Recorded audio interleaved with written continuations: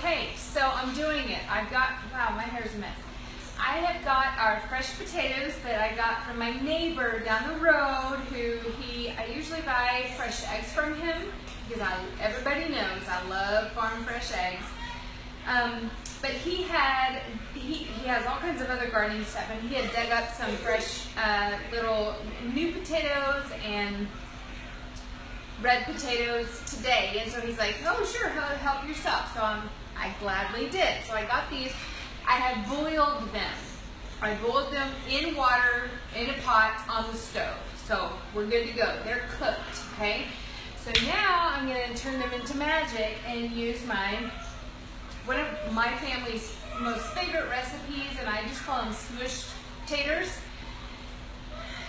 That's just what they are. So I'm going to show you how I do that, and they are so good.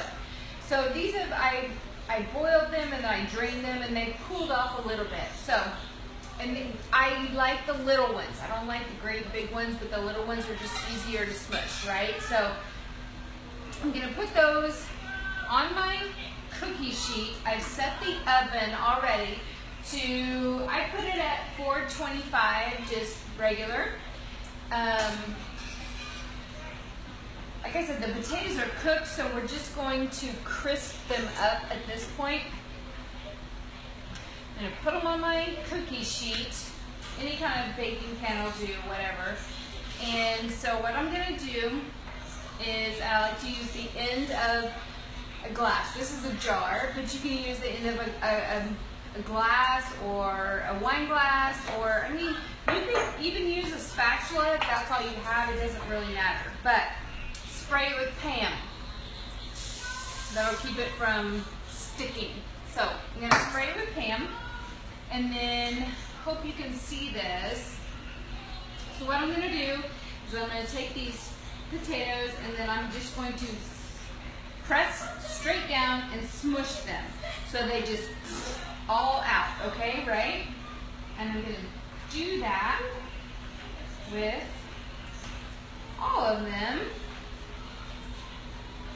This is what makes the magic happen, and like I said, my family loves this, and I mean, I do too. I try to avoid carbs if possible, but you know, sometimes you just gotta. So, whoops, that one stuck to the bottom of my glass. So I'm going to continue smoosh these out. And then, I'm almost done here. I filled up my pan. I do have a whole bowl full. I'm going to have to do several pans worth, which is fine. I have room in the oven.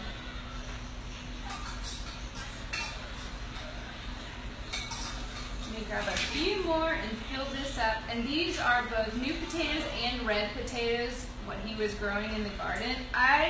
I'm so excited. I cannot wait to try these fresh. I've just always gotten them from the grocery store. Haven't ever had the opportunity to have homegrown potatoes. I had to wash the dirt off of these. I love it. Okay? So here's what they're going to look like now. See, I just smushed them all and they just all splatted out. See? Right?